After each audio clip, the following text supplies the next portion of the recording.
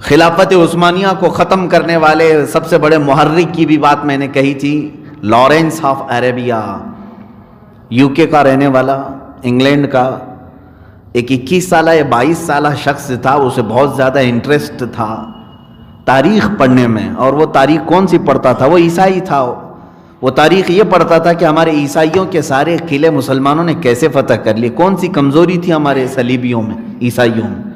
وہ ان قلعوں کا بھی جا کر کے مطالعہ کیا، جنگوں کو پڑھا، اسٹڈی کیا. اس کے بعد وہ انگلینڈ کی گورنمنٹ سے پرمیشن لے کر کے وظیفے کے طور پر، یہ مشنریز ہوتی ہیں بہت ساری جو یہ پورے ورلڈ میں پھیلاتے ہیں، آج بھی ہے ان کے. وہ ایک مہم پر نکلا کہ میں اپنی حکومت کا وفادار ہوں اور یہ خلافت عثمانیہ کو ختم کرنے کی پوری کوشش کروں گا. خلافت عثمانیہ کی بات کی جا رہی ہے، یہ 1912 یا 1910 کے آس پاس کی بات بتا رہا ہوں، فرسٹ ورلڈ وار ابھی نہیں ہوئی تھی. تو یہ لارنس آف عربیہ عرب میں آیا اور عربوں کی زبان سیکھا، ان کی تعلیمات حاصل کیا. پوری چیزیں حاصل کرنے کے بعد یہ ایسی عربی بولتا تھا جیسے عرب والے لوگ بولتے ہیں. اس نے کمزوریاں دیکھی خلافت عثمانیہ کی کہاں کہاں ہے. خلافت عثمانیہ آخری سانسیں لے رہی تھی اس وقت، مطلب یوں کہ تھوڑی سی کمزور ہو گئی تھی، لیکن پھر بھی معمولی بات نہیں تھی. 40 کنٹریز جو آج کی ہیں، آج 40 کنٹریز خلافت عثمانیہ کے انڈر میں آتی تھی. اتنی بڑی وہ حکومت تھی، اس کو ہلا دینا معمولی بات نہیں تھا، معمولی بات نہیں تھی. لارنس آف عربیہ نے تقریباً 4 یا 5 سال محنت کی، عربوں میں داخل ہوا، ان کے اندر تعصب کو جگایا. تعصب کیا ہوتا ہے؟ عصبیت، علاقائی عصبیت. جیسے ارے تم کرناٹکی ہو، وہ بہاری ہے، یہ بنگالی ہے، یہ راجستھانی ہے، یہ گجراتی ہے. یہ علاقائی تعصب، اسلام میں اس بات کی اجازت نہیں ہے. اگر تعصب یا عصبیت ہوتی تو کبھی بلال حبشہ سے آ کر کے حضور کے خادم نہیں بنتے، صہیب روم سے آ کر، سلمان فارس سے آ کر، یہ تمام دیگر علاقوں کے صحابہ آئے رضوان اللہ تعالی علیہ مجمعین، اور مدینے میں ایسے رہتے تھے جیسے ایک ماں کے بیٹے رہتے ہوں. علاقائی عصبیت ہمارے ہاں جائز نہیں، لیکن منافقین جو ہے اس عصبیت کو ابھارتے ہیں ہر جگہ، اس عصبیت کو کہ تمہارا وطن ہے، دوسرے آ کر کے اس پر قبضہ کیے ہوئے ہیں، تمہاری زمین ہے. تو عربوں کے ساتھ بھی اس نے یہی کیا. ترکی لوگ آ کر کے تمہارے اوپر حکومت کر رہے ہیں، زمین تو تمہاری ہے، عرب ہو تم، برسوں سے تم عربی، اور وہ ترکی ہیں. مکہ پر ترکیوں کا قبضہ ہے، مدینے پر ترکیوں کا قبضہ ہے، ساری جگہوں پر حکومت ان کی ہے، تم کیا کر رہے ہو؟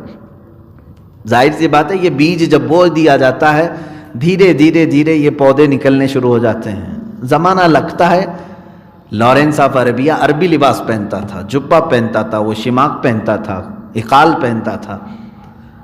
یہ تمام چیزوں کے ساتھ اس نے گورنر مکہ، اس وقت ایک حسین نام کا شخص تھا، اس کو جا کر کے لالچ دیا کہ تو ترکیوں کے خلاف بغاوت کر، میں تجھے انگلینڈ کی حکومت سے تعاون دلاؤں گا اور تیرا پورا ایک علاقہ میں تیرے حوالے کرواؤں گا. شروع میں تو اس نے انکار کیا کہ ایک عام آدمی اگر یہ اتنا بڑا آفر دے تو اس کو خاطر میں نہیں لایا. لیکن لارنس آف عربیہ ظاہر سی بات ہے ایسے چھپ کر کے کام کرتا رہا. اس نے ڈھونڈا پورے عرب میں ایک مشہور خاندان کو جو ڈاکہ زنی پر مشہور تھا. وہ ڈاکوؤں کا خاندان تھا، لوگ ان سے ڈرتے بھی تھے. ظاہر سی بات ہے گنڈوں سے لوگ جو ڈرتے ہیں وہ عزت کی وجہ سے نہیں، جیسے کتے سے بھی ہم ڈرتے ہیں اس لیے کہ کاٹ لے گا.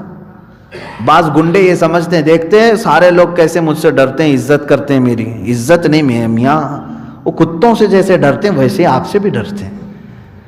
ایسے ہی عربی وہ قبیلہ تھا، وہ گنڈوں کا قبیلہ تھا، ڈاکوؤں کا قبیلہ تھا، جو آج بھی سعودی پر حکومت کر رہا ہے. محمد بن سعود کا خاندان. لارنس آف عربیہ ان کے پاس پہنچا، انہیں لالچ دیا. ان کو صرف پیسوں سے مطلب تھا، زمین سے مطلب تھا، اور وہ اس لالچ میں وہ آ گئے اور بغاوت شروع کر دیا. جگہ جگہ ان لوگوں نے لوٹ مار شروع کر دی. ترکی جو تھے وہ سمجھ ہی نہیں سکے. سمجھ ہی نہیں سکے، علاقے سنبھال نہیں سکے، انہوں نے فوجی چھاونیوں پر بھی حملہ کیا۔ میں جب پڑھ رہا تھا تو مجھے اس کی اہمیت پتہ چلی کہ ترکی حکومت نے یعنی خلافت عثمانیہ نے لارنس آف عربیہ کے سر کی بڑی قیمت رکھی تھی کہ اس کو ڈھونڈ کر کے لاؤ تو اتنا انعام دیا جائے گا، کیونکہ بیج یہی تھا، کینسر یہی تھا۔ آخر وہ زمانہ بھی آیا جب مکہ اور مدینہ طیبہ میں بھی جو لوگ موجود تھے ان کو بھی خرید لیا اس نے، اور دعویٰ یعنی کس بات کی لالچ دی گئی، وعدہ کس بات کا تھا کہ ہم اپنے آقاؤں سے یعنی امریکہ سے، یورپ سے، انگلینڈ سے تمہیں ایک زمین، بہت بڑی زمین کے مالک تمہیں بنا دیں گے، بادشاہ تم رہو گے۔ طے پا گیا، اور پھر یہ 1917 کے بعد جو ورلڈ وار فرسٹ، پہلی جنگ عظیم ہوئی، اس کے بعد حالات بکھر گئے۔ ترکی کی خلافت عثمانیہ کو بہت بڑا جھٹکا لگا، اس لیے کہ یہ جرمنی کے ساتھ تھا، اور جرمنی کو شکست ہوئی تو خلافت عثمانیہ بھی ڈھیلی پڑ گئی۔ فرانس، یورپ، امریکہ یا انگلینڈ جو ایک طرف تھے یہ غالب آ گئے، وہیں سے ان کا غلبہ شروع ہوا۔ اس سے پہلے کوئی سپر پاور نہیں تھا، یہ فرسٹ ورلڈ وار کے بعد یہ غلبے میں آئے، یورپ، انگلینڈ وغیرہ، ورنہ پہلے تو ہمارا سکہ بولتا تھا۔ خلافت عثمانیہ 650 سال تک سپر پاور یہی تھی۔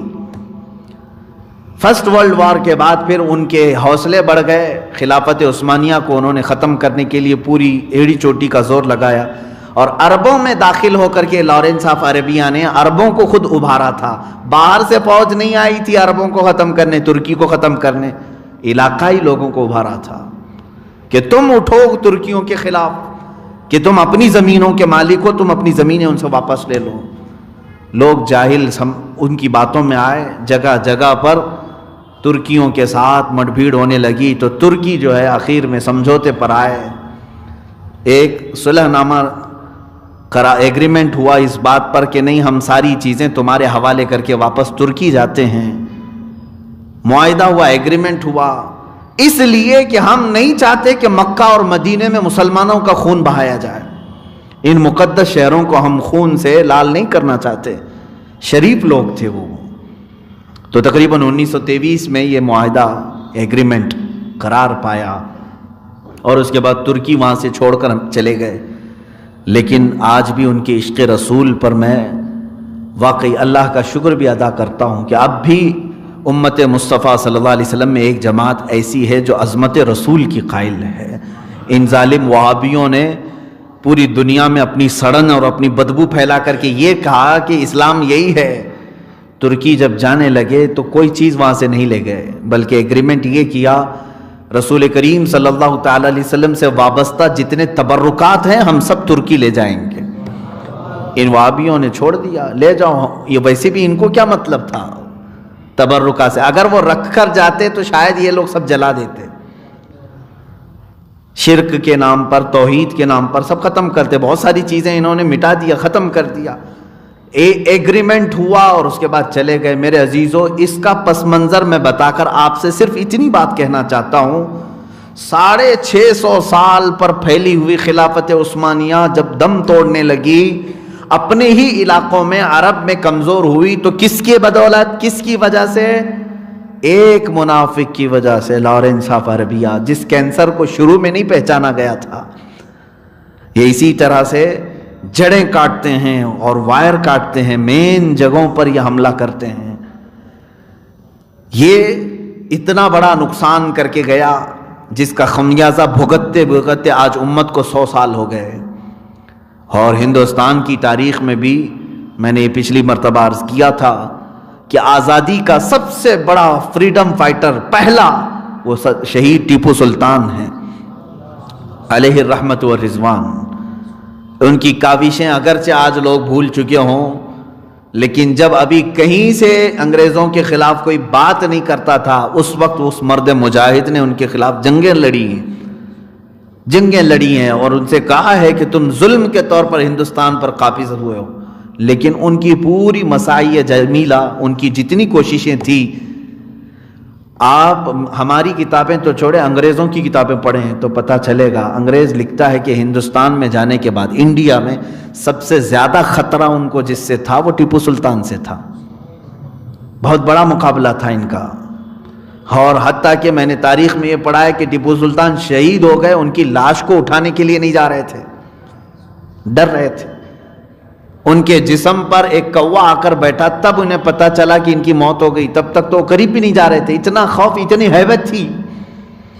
لیکن اس مرد قلندر، اس مرد مجاہد کو اگر نقصان اٹھانا پڑا ہے تو انگریزوں کی فوج سے نہیں، اپنے اندر موجود منافقین، میر صادق، نظام حیدرآباد، ان لوگوں نے دھوکہ دیا تھا ٹیپو سلطان کو.